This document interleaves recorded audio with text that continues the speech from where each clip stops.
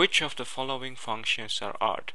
So recall that odd functions are those functions whose symmetrical with respect to the origin. So the easiest way to check which of these three functions are odd, just plot this graph on your calculator. So let us see, x to the fifth plus 1. Okay, certainly this graph is not symmetrical with respect to the origin. Why? Because, for example, this point, if it is symmetrical, then there should be another point here on the graph of x to the fifth plus 1, or in other words, that this point should be on the graph. So because it is not, then it is not symmetrical with respect to the origin. The next one is x cubed. Graph it, and as you can see, every point reflected to another point on the graph through the origin. So it is symmetrical with respect to the origin. And the last one is absolute value of x. And also this graph is not symmetrical with respect to the origin. For example, if I reflect this point, I should get that point, but that point is not on the graph. So this graph is not symmetrical with respect to the origin, hence the absolute value function is not an odd function. So the answer is this function is the only odd function, which is A. Next problem. Let f of x equal absolute value of x plus 4 minus 5. Find the average rate of f of x between negative 8 and 8. So when x changes from negative 8 to 8, the value of f changes from f of negative 8 to f of 8.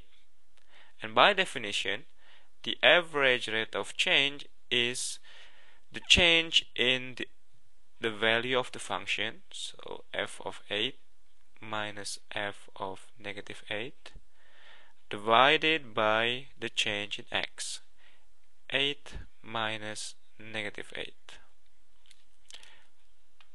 Okay, we will need some space here.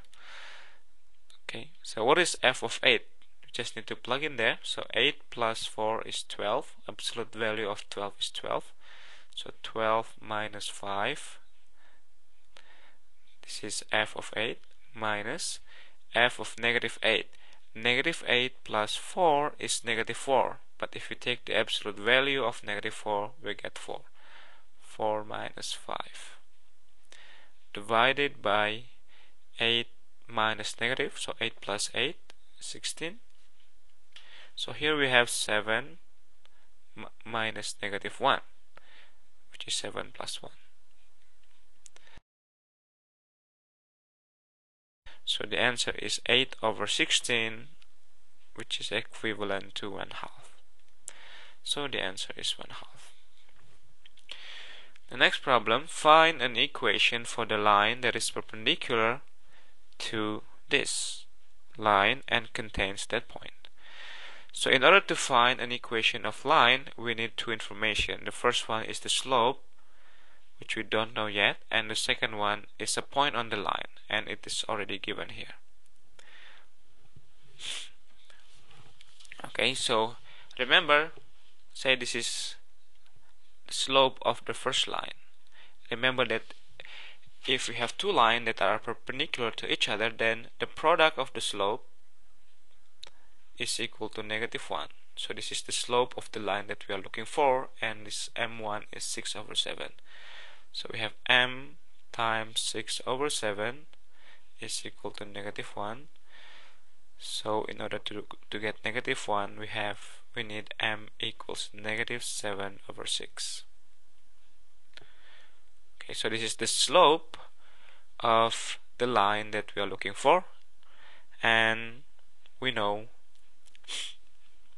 the intercept is 13 by the formula of the equation of the line by using the slope intercept form, then the equation of the line that we are looking for is y equals m negative 7 over 6x plus c, where c is the intercept, plus 13. So that's all. Problem number 4. Solve the following logarithm function. So first of all, remember the property that log a of xy is equal to log a of x plus log a of y. Now by using this property we can combine these two logs into one single log. So this is equal to log 8 of x minus 5 times x plus 2. Now can we write one as a log with base 8? Certainly, because 1 is exactly log 8 of 8. Now the logarithmic function is a one-to-one function. So this implies that this expression must be equal to 8. So from this equation we have x minus 5 times x plus 2 is equal to 8. Let us expand this. X squared minus 3x minus 10 is 8. So x squared minus 3x minus 18 is equal to 0. And we need to factor this expression, or if it is not possible, then we can just use the quadratic formula. But in this case, we can factor this expression into x minus 6 times x plus 3. So from this we get x equals 6, or x is equal to negative 3. So the answers are 6 and negative 3.